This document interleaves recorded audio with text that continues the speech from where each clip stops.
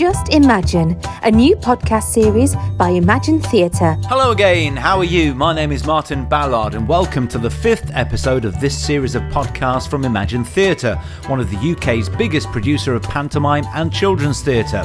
Now, if you've listened to the first 4 episodes, you'll know by now that we take you behind the scenes at the company, meeting the people who create and star in Imagine Theatre shows. For more information, go to their website at www.imaginetheatre.co.uk. Now, don't worry if you missed any of the previous episodes, you can catch up with any of them at any time. In episode 4, we met the set and costume designer Mark Walters.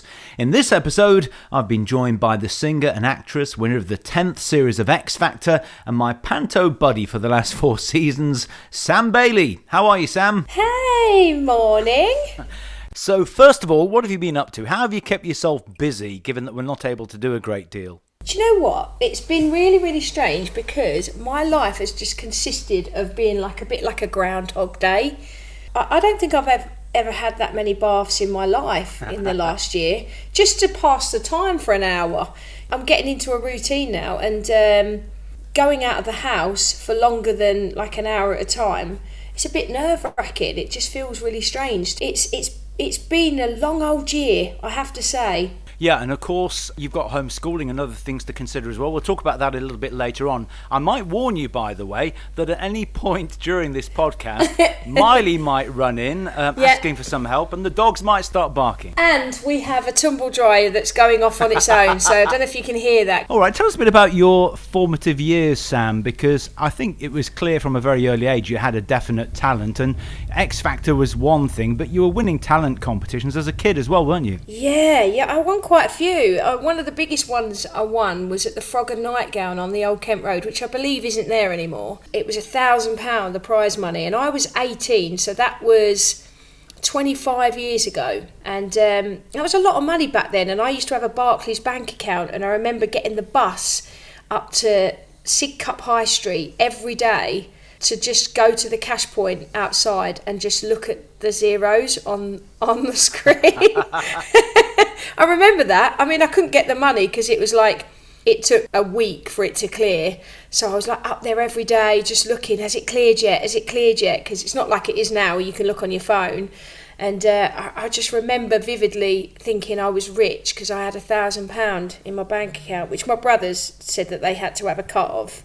But yeah, it's another story. I mean, back in those days as well, there was obviously music in the family. Both your dad and your granddad were singers and in bands, weren't they? Yeah, so my granddad was a singer. He was known as a singing window cleaner back in the day. And my dad was in many bands. He was a drummer, a musician. I pretty much got my craft from my dad, I'd say, on the musician side. Coming home from school, dropping my bag, going straight to the drum kit or the piano, and that was my life as a kid, really. So at that age, do you remember the first time you ever went to see a panto? Yeah, we used to go to a panto in Orpington in Kent, and my nan and granddad used to take us. It was like at a village hall. It was always a part of our Christmas kind of tradition. We went quite a bit when we was younger, but I remember going to this one in Orpington, like Chislehurst, I think it was, and it was just a sort of like a really small panto, but I loved it. I absolutely loved it as a kid, going to panto. It's one of my fond memories of my childhood was pantomime, yeah, definitely. And what was the original attraction for you then, as a child? What made it so special? I think the interaction plays a massive part for me, going to panto and being involved, almost like 3D kind of thing. So they come out into the crowd and you know you really feel a part of the panto, like a part of the show, because you're involved in it, and you know you get to shout out things. You know, when you go to see a proper musical or anything like that, you've got to sit there and be quiet. When you go to a panto, it's like, oh no, you didn't, yes you did, and booing and hissing and cheering. It's just constant excitement from the moment that it comes on the stage. You just know something's going to happen. If you're not wetting yourself with laughter, you're like, you know, shouting and screaming and getting a bit of a headache from it. But I love it. I absolutely love it. And what about musical theatre and other theatre then, as you were growing up? Because you were involved up in Dartford, I think, weren't you, at the Miskin Theatre for a while? I started my journey at Performing Arts School. And when I say Performing Arts School, it was like a council-run one, and he pretty much just had to turn up. I went to Bexley College, and it wasn't a very good course, if I'm honest. And then I went to the Miskin Theatre and joined there, and I wasn't there very long. And then I got a little job at Lakeside Country Club, Bob Potter's place, where they do the Embassy Darts every year. I got a job there as a support artist. Every Saturday, I was only like 17, 18, and I was singing there every Saturday for the likes of Jim Davidson, Joe Pasquale, Bradley Walsh, loads of people just being their support artist, and that's where I kind of learnt my craft, really. Yeah, so one of the things that people criticise X Factor for is creating supposed overnight successes, but you'd already done your apprenticeship, really, hadn't you? Yeah, I think I've earned my stripes. I've done many jobs, different jobs, not just singing jobs, but all sorts of different jobs, really. But I've tried everything. I've done everything. I've done the cruise ships, and it said in the press that I was on cruise ships for years.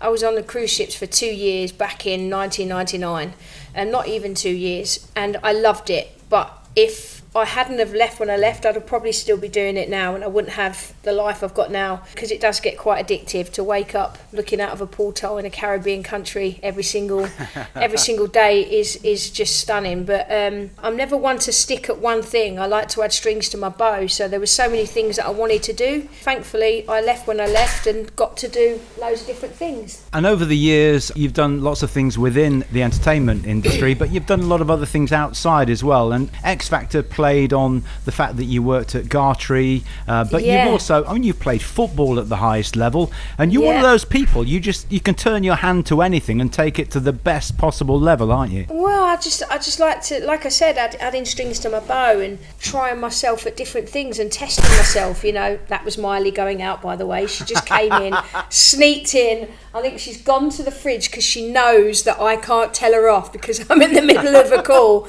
And she's gone to the fridge and got chocolate and gone back out into the pub. We ought to just say, by the way, that you have your own pub in the back garden. I have my own pub in the garden. You've not just sent your young child to go to a corner pub down the road. No.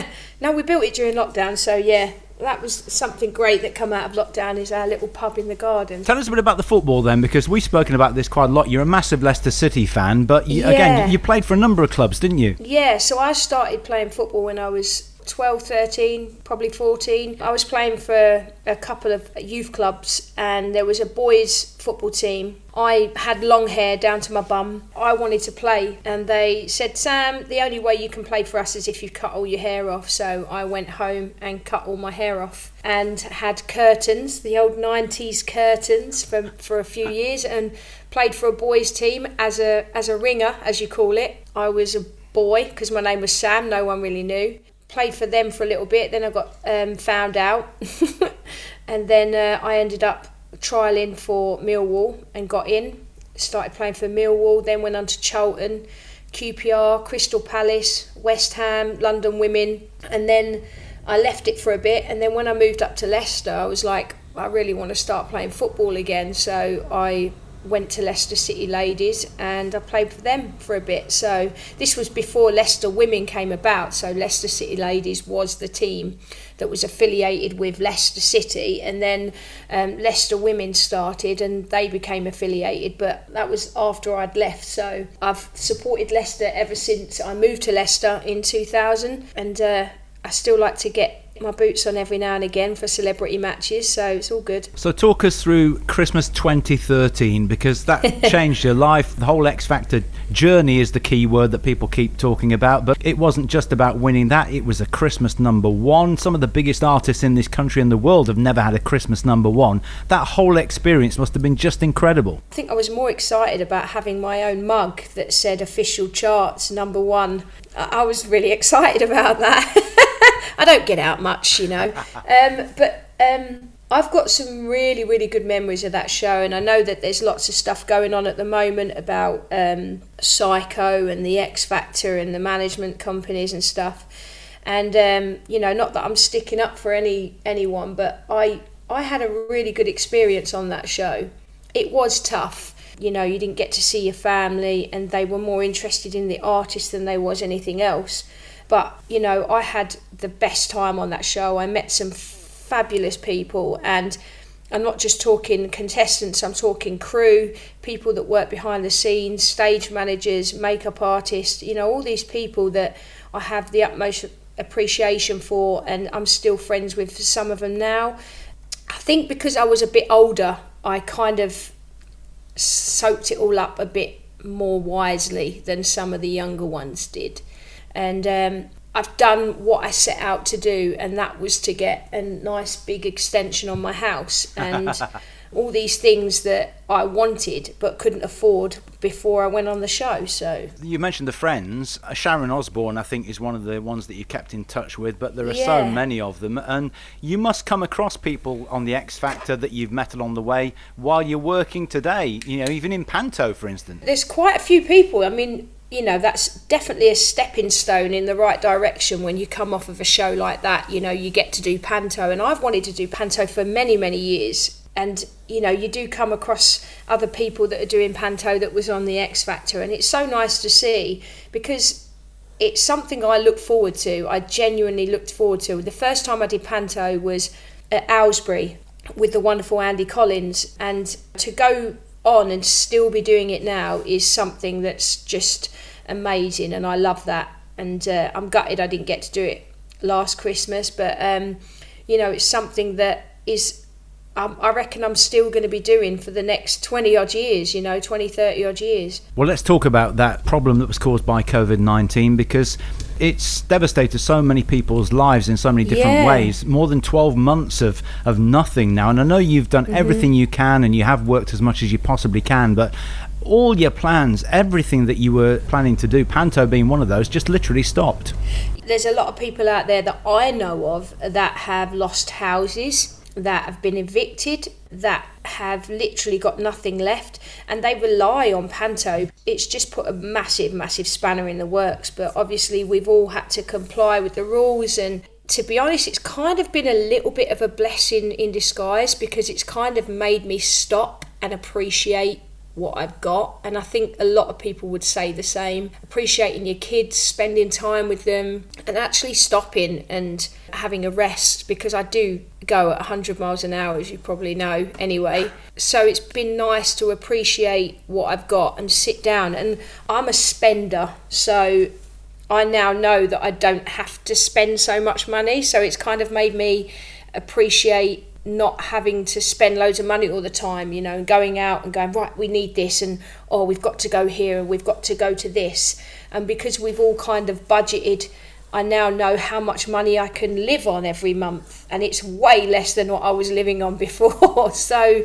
it's kind of preparing me for the future, and I think I'll be a lot better. I'm terrible with money anyway. Craig's the one that's good with money, so it's really been a bit of an eye-opener in more ways than one. So the upside is that you've had a chance to spend much more time with the family. The downside is that you are one of the most driven people. I don't think your batteries ever run down. You're always doing something.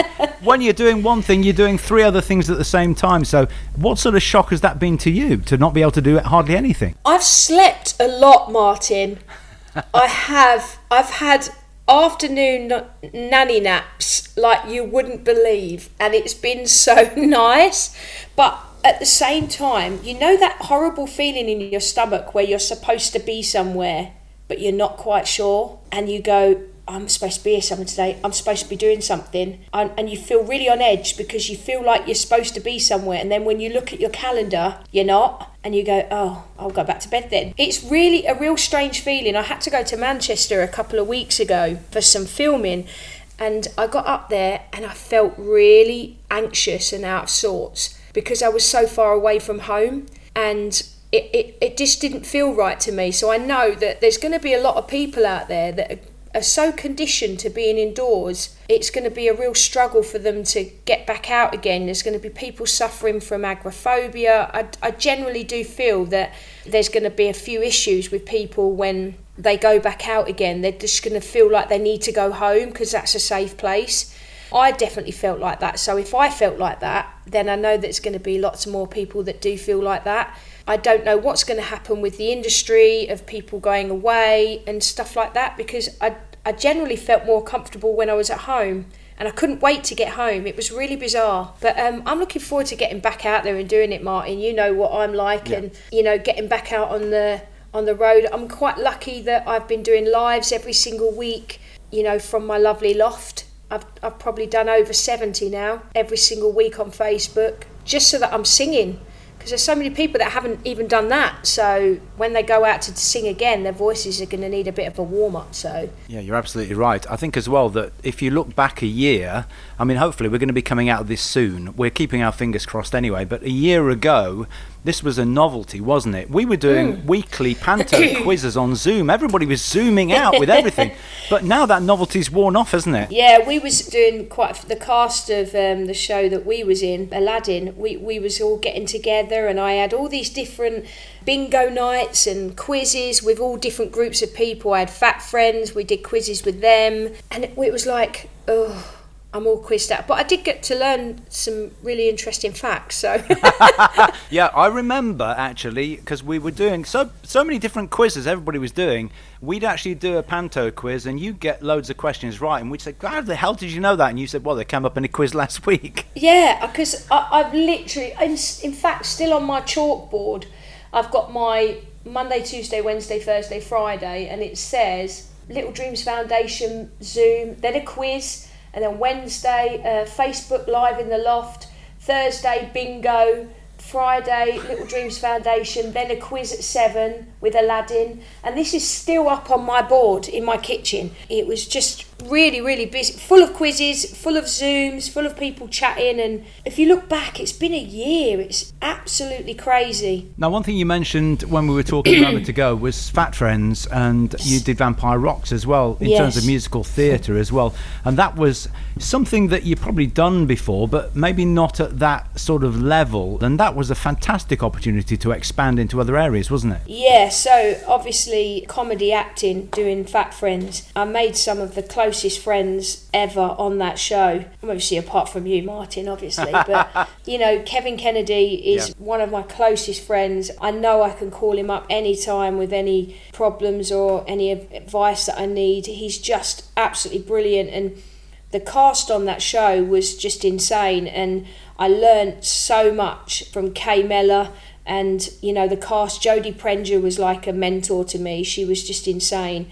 And then doing Vampires Rock, working with some of the most amazing musicians I've ever met in my life. I absolutely loved getting on stage and just rocking out every night, and it was brilliant, and I miss it. I really do miss it. I want to do a rock tour, so that's kind of the future is for me to put on a tour, doing like an inspirational rock tour. So I do stuff from Phil Collins, do stuff from Queen, some old soft rock stuff, but all male rock legends that my dad was inspired by, and just carry on that.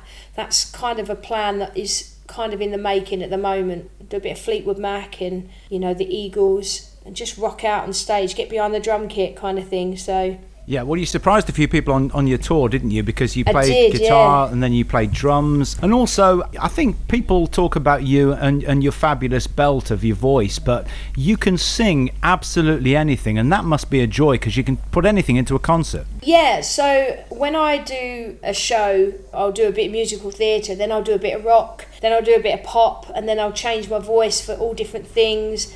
I can do like Frankie Valli, kind of doing stuff up really high. I'm really lucky, and I think that's from years of listening to different artists, and I've got quite a wide variety of people that I'm inspired by. So it ranges from Kenny Rogers to Frankie Valli to Queen to all these different, they're all on completely different levels of talent. So I listen and I close my eyes and I can pretty much step into their shoes, if you will. But I'm very lucky to get given the opportunity to do that, and perform and show people what I can do. So when we come out of this, and hopefully, theatres will start to reopen soon, but by the end of this year, we may be able to get back on stage in panto and other things. 100%. What sort of plans have you got? Because have you had offers of things? Are you likely to go back into a studio and record an album? What's going to happen? Well, I was due to go out to Nashville during the year that we had the lockdown. Obviously didn't get to go. I was supposed to go out to LA in June last year. So there was loads of different things that were coming, and I have got some exciting things that are going to be happening, but fortunately, Martin, I can't actually speak about them because I'll get in trouble. But yeah, I have got some really exciting things that are happening, something that is going to be for everyone, and I'm really looking forward to it. This is probably the biggest thing I've done in the last, say, 5 or 6 years, I'd say, since the X Factor. I'm like a balloon that's been blown up so much.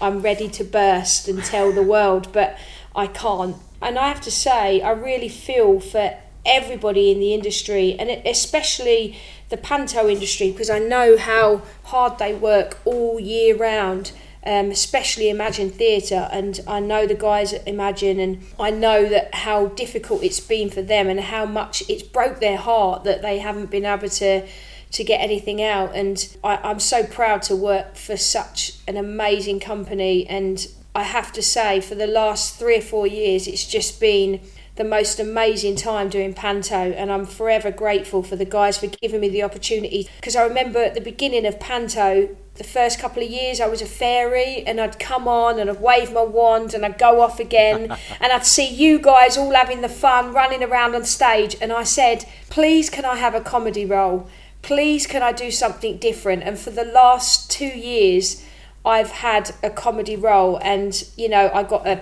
Great British Panto Award for that, and I've just had the best time, and I just want to say thank you to them for allowing me to sort of come out of my shell a little bit and not be the fairy that comes out and just does a few lines, because I really want to be funny and I really want to come out and just take the limelight a little bit, Martin. Yeah, no, absolutely. But I mean, you know me and how you've worked with me for the last 4 years with Imagine, and you know how different it's been for me in the last 2 that I've done, from being a fairy to being so shy and being, you know, the pirate role in Peter Pan, and I've just loved it. I really have enjoyed being able to do the comedy part of it, and that's where my heart is, making kids laugh and be happy. I'm yet to do a villain, and I don't know if I'm going to enjoy it, because I don't like being booed at. I don't think I've ever been booed at, so... I tell you what, there's no doubt you could do it, though. I have to say that. Listen, I probably could. I mean, they get the best songs, don't they, the villains, so... Yeah, I have to say, giving them some exciting news, and you've also told us about, you know, your stuff with Imagine, but somebody sounded like they were bored with that story in the background, because I can hear, is it the dogs or is it Craig snoring? No, it's the dogs. I've got a pug, and he can't really breathe properly, so he just sits there and goes... It's not somebody snoring, trust me. Okay, well, I don't want to upset the dogs anymore, but we've got 3 final questions for you. The first is this: what's your favourite panto title? If I'm going by one that I've been in, it'll be Peter Pan. That was the best experience I've had in panto. What about if you were going to see a panto then? What's your favourite to watch? I would have to say Cinderella. I absolutely love the story of Cinderella, and the Ugly Sisters are like my absolute fave, so I'd say Cinderella. And obviously that sort of joy of panto is now different when you go, because you've got kids of your own to see it with, and that's a joy in itself, isn't it? Yeah, I mean, Tommy is not massively into panto. As you know, he got diagnosed with autism last year, so panto's not really his thing, but he does find it funny when he goes, but it's getting him there. But when he goes, he'll laugh his head off when he's there, but it's a bit of a struggle with Tommy. But Miley is just at the perfect age for panto right now. Yeah. She absolutely loves coming to panto, and when I've obviously been doing the show, she's come and met people backstage. She adores panto. She dresses up. My family have come for the last 5 years on Christmas Eve. I've always booked them in for Christmas Eve, all wearing their Christmas jumpers. It's just perfect. I love it. Absolutely love panto. And like I said, Peter Pan was the funniest time I've ever had on a show. I'm pretty sure I went through quite a lot of tenor ladies during that performance run. I really did. Just that boat scene in Peter Pan with you guys. I'd be in the wings every single night, every single day, watching that, just crying with laughter. Absolutely brilliant. So the second question, and I've got a few that I can remember of my own here for you, but when did it not go all right on the night? Well, I'm dying to hear what you've got to say. There has been a few sort of mishaps on stage that I can remember, but I think this one kind of involves me knocking myself out at home. And on New Year's Day, I was up in my loft trying to find a suitcase for my daughter because she was going skiing with the school. And the ladder that folds down from my loft folded down and knocked me clean out on the floor. And I was out cold for about an hour.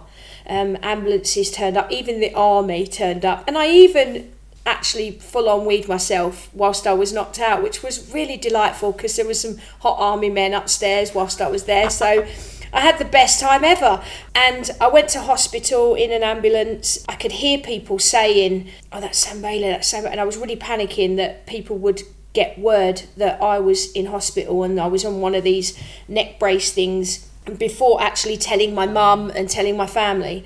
So I got Craig to sort of take a picture and put something up, and it went a bit viral. After a few days of being at home, I had really bad concussion. I came in, I said, I'll be fine, I'll come in and do the show. And it was 2 shows a day, wasn't it? So, and as soon as that spotlight hit me, I had the worst headache and I couldn't open my eyes. So I'm in the wings and I was coming out every 5 minutes to do my lines at the side with a big puff of smoke, and the spotlight was really upsetting me. And I did that show and I had to say I need to go home because I just wanted to sleep, and I'd never experienced concussion quite like it. And Imagine had to get the understudy to do the role for a bit, and then you've got this wonderful lady that come in and took over, and I only did 1 show a day. Imagine were great. They was like, no, what we'll do is we'll get you to do 1 show a day. And the funny thing is when I did finally come back to work and I went into my dressing room, and the lovely crew had got every single ladder from the building, and I mean it filled my dressing room, and I opened the door and they came in behind me and went, "I'm so sorry, Sam, we tried to stop them, and then I got a guard of honour for the last show with all the ladders literally over the top, so I had to walk underneath all these ladders. For me, that was my biggest mishap, because I know it wasn't on stage, but I just remember being mortified being at the hospital, having to tell the company manager that I've got severe concussion and I'm in hospital and I couldn't do the show, because I personally feel an obligation to be there, and I physically couldn't do it. I was so grateful that the company were just brilliant, just pulling things in together, and it was so professional how they did it all. It was amazing. Everyone clubbed together, and I thought that was it. My career's over. I'm never going to work for Imagine again because I caused so much chaos. And they had me back the following year. I was like, all right, then I must be good then, even with concussion. So yeah, it was good. But come on then, tell me what yours was. Well, no, I was just going to say the good point about the finale walk down with all the ladders for you to come through was, it sounds like an in-joke, but it was an in-joke that everybody got. The audience knew exactly why they were there. Everybody knew the story. Yeah. You were the only person who was shocked by it, and everybody else thought it was hilarious. It was brilliant, and I got a massive round of applause, one of the biggest I got during that whole run. I'm now very cautious when I go up in my loft. Well, here's a couple of other things. Go on then. Nothing major on stage, because I don't think anything major has happened on stage. You are a bit of a giggler, and you like to play a prank or two. But the other one that is a biggie that nobody in the audience ever knew about was in your dressing room with a slow cooker, because you are a regular caterer for the cast and crew. Everybody would come to your dressing room for casserole or whatever, but you had a bit of a mishap. Coffee. Yeah, I had a coffee machine and everything. Yeah, but you didn't put that through the sink, did you? Well, yeah, so basically I've done this for the last 4 or 5 years. I've got a big slow cooker, and I would cook. It was schools week really, because we had shows in the morning, then it was lunch, and it was straight into another show. So I would say, right, okay, bring a bowl, bring a spoon, I'm going to do beef stew in the slow cooker. I'd bring all the stuff backstage and put everything in, cut my potatoes in my little table and everything, get everything ready. And you could smell it down the corridors, couldn't you? And it was smell it on stage. Oh, it was beautiful, beautiful smell. Yeah. And when it's all finished at the end of the day, I put hot water in the ceramic insert of the slow cooker and left it on the side in the little washroom area that we had. And in the morning I'd come and I'd try and empty it, but there was still some like beef stew around the edge, so as I've gone to pour the water away, it slipped out of my hand and went through. My daughter Brooke was in the dressing room at the time and she heard the noise. I just looked down and I could see the floor through the sink. There was just a massive hole. I was just mortified, absolutely mortified of what I'd done. And the general manager came in, he said, "We've had this band and that band here and not one of them have trashed the Sam Bailey comes in and she trashes the dressing room." I was like, "I'm so sorry." He's like, "Don't worry about it." Well, they had to get a sink. Well, the year after that I came, it weren't the year after, I think I was there with Vampires Rock, they'd actually got that red and white tape and put it over the sink to say do not use. Sam's not allowed near this sink. But they got a sink because it got discontinued, so they had to get a sink from the dressing room upstairs and bring it down to dressing room 1, which was I in dressing room 1 or 2? I think you were 2, weren't you? Yeah, I did trash a dressing room accidentally. Here's the final question for you.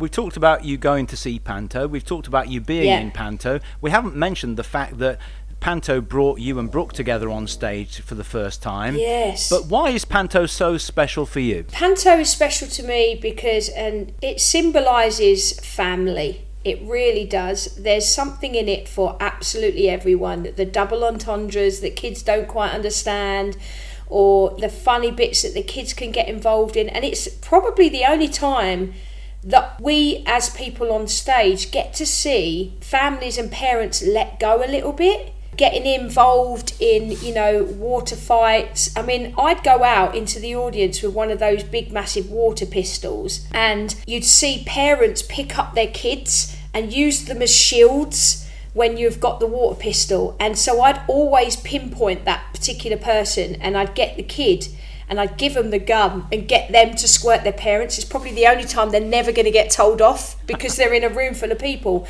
It's just so nice to see parents let go, and the smiles on people's faces just show that. And I think more people need to come to Panto with their families, and not just their mum, dad, brothers, sisters, nans, granddads, aunties. I mean, I have about 20 odd people come on Christmas Eve to come and see Panto, and we all get together afterwards and put pyjamas on at the house, ready, and open Christmas Eve boxes. It's like a tradition. But for me, Panto is all about letting go and just enjoying yourself and allowing yourself to just relax and have fun and laugh and join in and interact. And it symbolises togetherness and family for me, and it's something that I will encourage my children's children to do, and I will probably end up taking my grandkids as part of a tradition like my